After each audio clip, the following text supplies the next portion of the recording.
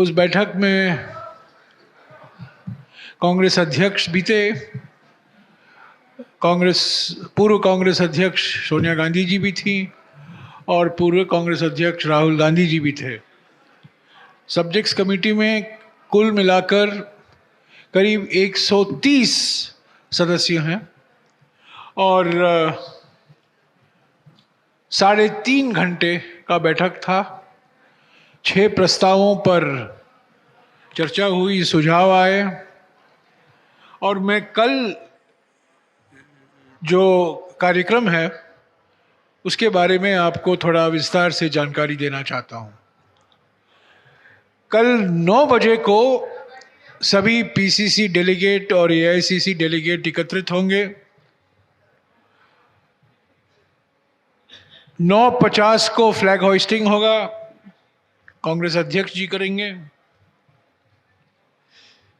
10:30 बजे को कांग्रेस अध्यक्ष संबोधित करेंगे प्लीनरी को, 10:30 बजे। 11:15 को जो हमारे पार्टी के संविधान में संशोधन के प्रस्ताव हैं उस पर एक प्रस्ताव पेश किया जाएगा। 11:30 बजे को पूर्व कांग्रेस अध्यक्ष श्रीमती सोनिया गांधी जी अपना भाषण देंगी। उसके पहले प्लीनरी की ओर से एक प्रशंसा प्रस्ताव भी पेश किया जाएगा। 12 बजे को इन 3 प्रस्तावों पर चर्चा शुरू होगी। पॉलिटिकल, राजनीतिक प्रस्ताव, आर्थिक प्रस्ताव और अंतर्राष्ट्रीय मामलों के बारे में जो प्रस्ताव पेश किया जाएगा, ये तीनों एक साथ लिए जाएंगे। 12 से 7 बजे तक इन 3 प्रस्तावों पर चर्चा होगी। सदस्यों की ओर से संशोधन आएंगे प्रस्ताव पर, वो सब नोट किया जाएगा और जो संशोधन स्वीकार किया जाता है वो प्लीनरी को वापस उसकी जानकारी दे दी जाएगी। कल 7:30 बजे को एक कल्चरल प्रोग्राम है यही। 8 बजे को भोजन का समय है, वो भी यही है। परसों 26 तारीख को हम 9:30 बजे फिर से एकत्रित होंगे और बाकी 3 प्रस्तावों पर चर्चा शुरू होगी। कृषि और किसान कल्याण, सामाजिक न्याय और सशक्तिकरण और युवा, शिक्षा और रोजगार, ये 3 प्रस्ताव हैं। 10:30 बजे पूर्व कांग्रेस अध्यक्ष राहुल गांधी जी प्लीनरी को संबोधित करेंगे और लगभग 11 बजे को फिर से उन 3 प्रस्तावों पर चर्चा फिर से शुरू होगी। कृषि और किसान, सामाजिक न्याय और सशक्तिकरण और युवा, महिला और रोजगार, युवा, शिक्षा और रोजगार। 2 बजे तक इन प्रस्तावों पर चर्चा होगी। 2 बजे को करीब 5-10 मिनट यहाँ वहाँ हो सकता है, पर हम अनुमान लगा रहे हैं कि 1:50 या 2 बजे को कांग्रेस अध्यक्ष का समर्पण भाषण होगा, क्लोजिंग रिमार्क्स होंगे, जो रायपुर से कांग्रेस संगठन के लिए क्या संदेशा लेना चाहिए वो कांग्रेस अध्यक्ष के समर्पण भाषण में होगा। 3 बजे को पब्लिक रैली होगी और जैसा कि मैंने आपको पहले ही कहा है, छत्तीसगढ़ के मुख्यमंत्री, कांग्रेस अध्यक्ष और पूर्व कांग्रेस अध्यक्ष श्री राहुल गांधी इस पब्लिक रैली को संबोधित करेंगे।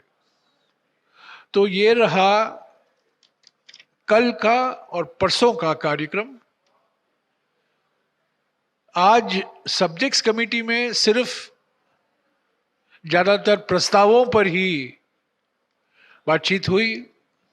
कांग्रेस अध्यक्ष ने कुछ 5-10 मिनट उन प्रस्तावों पर अपने विचार रखे। उन्होंने कहा कि उनके रिमार्क सर्कुलेट हुए हैं नहीं, तो मैं संक्षिप्त में बता दूं कांग्रेस अध्यक्ष ने क्या कहा। आज करीब 10-12 मिनट का भाषण था। ऐसा कोई औपचारिक तौर से भाषण नहीं था, ये कुछ टिप्पणियां थी प्रस्तावों पर। उन्होंने ये कहा कि सबसे महत्वपूर्ण प्रस्ताव राजनीतिक प्रस्ताव है, जहां हमारी आइडियोलॉजी, हमारी विचारधारा और बीजेपी के साथ हम कैसा मुकाबला बरकरार रखेंगे और जो सफलता हमने हासिल की है भारत जोड़ो यात्रा में, उसको हम कैसे आगे ले चलेंगे। उनका ये मानना था कि राजनीतिक प्रस्ताव सबसे महत्वपूर्ण प्रस्ताव है रायपुर का। आर्थिक प्रस्ताव के बारे में कांग्रेस अध्यक्ष ने बिल्कुल स्पष्ट कर दिया कि हम निजीकरण के खिलाफ हैं। जिस तरीके से अंध निजीकरण हो रहा है मोदी सरकार के कार्यकाल में, जो मुनाफे में चल रहे हैं वो पब्लिक सेक्टर कंपनियां भी बेचे जा रहे हैं। और आप जानते हैं सिर्फ एक ही या दो ही निजी कंपनियां वो खरीद रही हैं। और उनका ये मानना था कि जो सार्वजनिक संपत्तियां हैं, जो पिछले 70 साल से अलग अलग राज्यों में पिछड़े इलाके में लगाए गए थे, दलित, आदिवासी और कमजोर वर्गों के लिए रोजगार का एक बहुत महत्वपूर्ण रास्ता था, वो बंद हो रहा है। हम इस निजीकरण के खिलाफ हैं और हम मित्रवादी पूंजीवाद के भी खिलाफ हैं।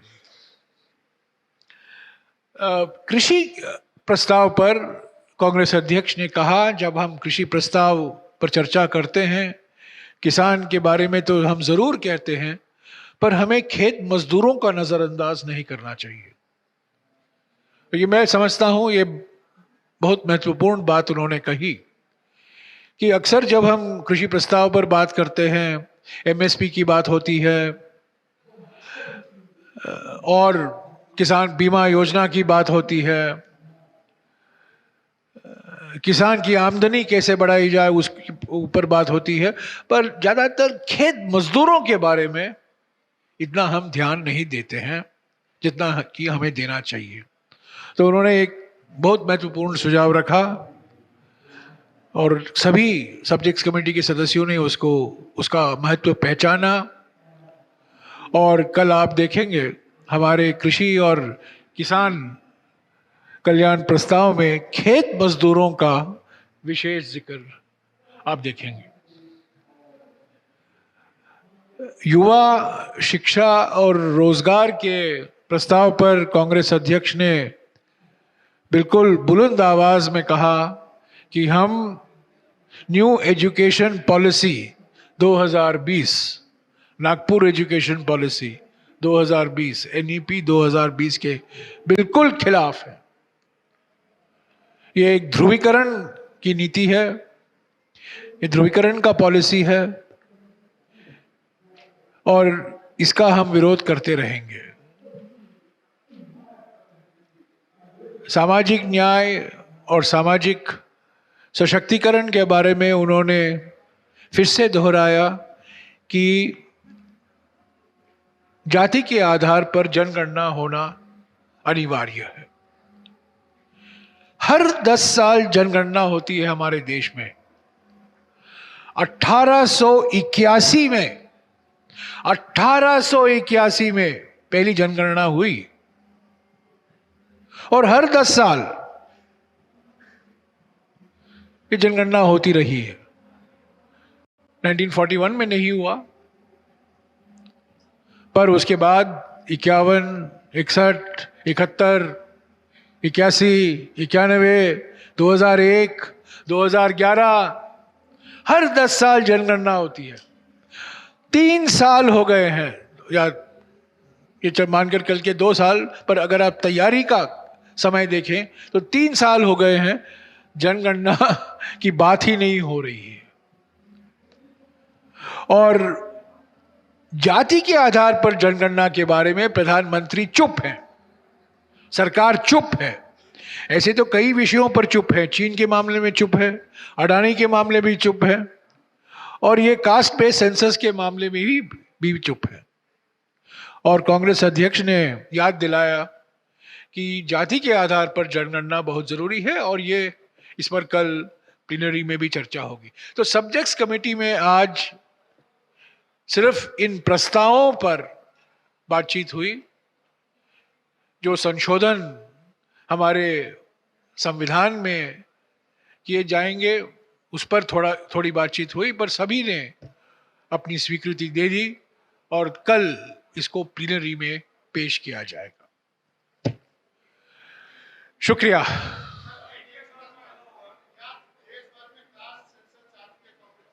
क्या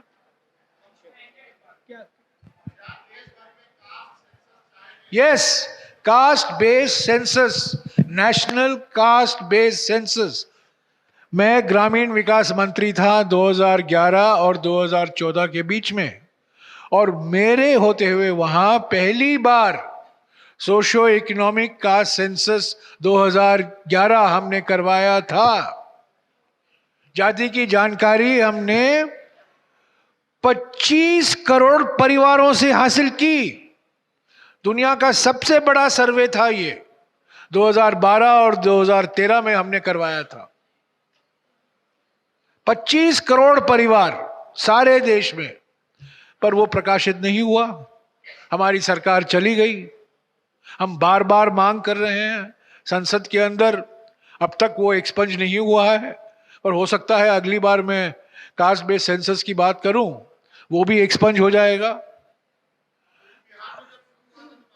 नेशनल, राष्ट्रीय स्तर पर caste based census, Congress party का स्टैंड बिल्कुल साफ है। सिर्फ एक राज्य को करने से ये इसका महत्व नहीं हम पहचानेंगे। सिर्फ एक राज्य को करने से मैं समझता हूं कोई इसका असर नहीं होगा।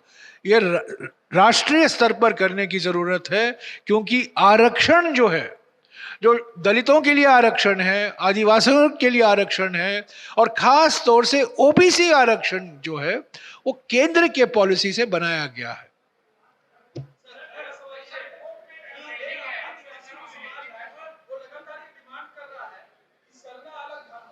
ये प्रस्तावों पर प्रेस कॉन्फ्रेंस है, बताइए।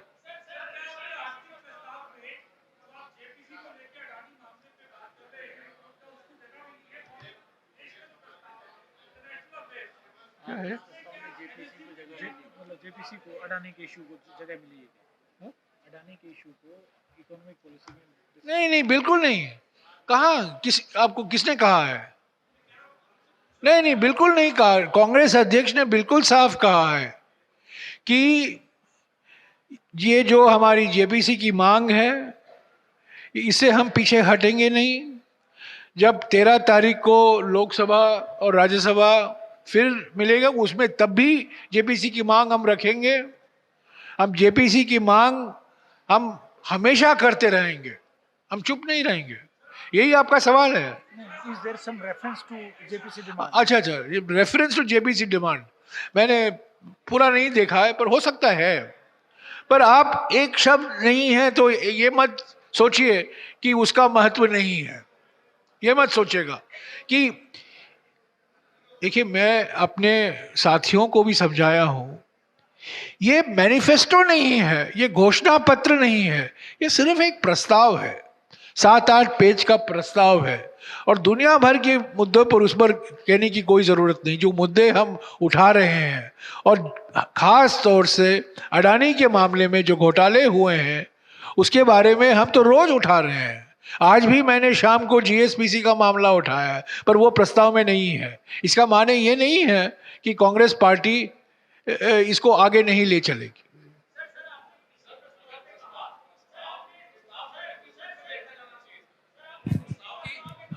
प्रस्ताव की गंभीरता को किस रूप में यार, देखें एक सर? एक पूछो आप ना, एक एक पूछो। प्रस्ताव में क्या रहा है? मतलब प्रस्ताव को आपने कहा कि ये घोषणा पत्र का हिस्सा नहीं है, तो फिर प्रस्ताव के मायने क्या है सर? उसको कितनी गंभीरता से लें? प्रस्ताव एक राजनीतिक दस्तावेज है।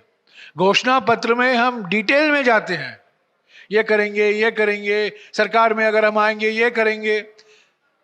रेजोल्यूशन का मतलब क्या है? रेजोल्यूशन का मकसद क्या है? एक मोटे तौर से दिशा दिखाने के लिए हमारे कार्यकर्ताओं के लिए कि ये प्राथमिकताएं हैं हमारी पार्टी के लिए, और खास तौर से 2023 में जहां राज्यों में चुनाव होने वाले हैं और 2024 के लोकसभा चुनाव के लिए कुछ मोटे तौर से संकेत देते हैं। सर इस तरह की प्रस्ताव सर जयराम जी एक एक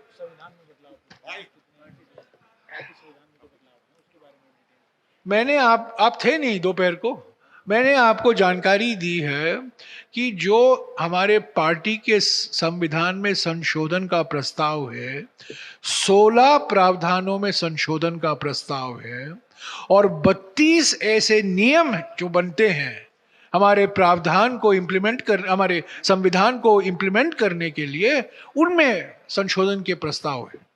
और सबसे मुख्य जो सिफारिश है समिति की ओर से जो स्वीकारा गया है कि सीडब्ल्यूसी में 50% आरक्षण होना जरूरी है। जयराम जी, मैं वैभव हूँ न्यूज़ 24 दलितों से। के लिए, आदिवासियों के लिए, ओबीसी के लिए, अल्पसंख्यकों के लिए, महिलाओं के लिए और युवकों के लिए। जयराम जी, मैं वैभव हूँ न्यूज़ 24 से। कृषि प्रस्ताव पे आप लोगों ने कहा कि खेतीहर मजदूरों पर ध्यान देने की जरूरत है। छत्तीसगढ़ की भूपेश बघेल सरकार खेतीहर मजदूरों को 7,000 रुपए सालाना दे रही है, तो क्या कांग्रेस पार्टी इसी को आगे लेकर जाएगी? इस पर छत्तीसगढ़ के मुख्यमंत्री ने करीब 10 मिनट तक सभी सदस्यों को अवगत कराया कि छत्तीसगढ़ में जो कार्यक्रम का आयोजन किया गया उससे खेत मजदूर को क्या फायदा पहुंचता है, और ये बात सही है। सभी सदस्यों ने कहा कि जो छत्तीसगढ़ का मॉडल है सारे देश में लागू होना चाहिए। ऐसे तो हमारे न केवल छत्तीसगढ़ में पर राजस्थान में खास तौर से जो स्वास्थ्य के क्षेत्र में चिरंजीवी बीमा योजना है, जो 10 लाख रुपए तक सरकारी अस्पताल में इलाज मुफ्त में मिलता है, उसके ऊपर भी हमारे आर्थिक प्रस्ताव में जिक्र है कि जो हमारे राज्यों में ऐसे प्रगतिशील योजनाएं हैं। हमेशा गुजरात मॉडल की बात होती है, पर असली बात तो यह है एक राजस्थान मॉडल भी है, एक छत्तीसगढ़ मॉडल भी है, और अभी हिमाचल का मॉडल बन रहा है। ओपीएस पहला कदम उन्होंने लिया है।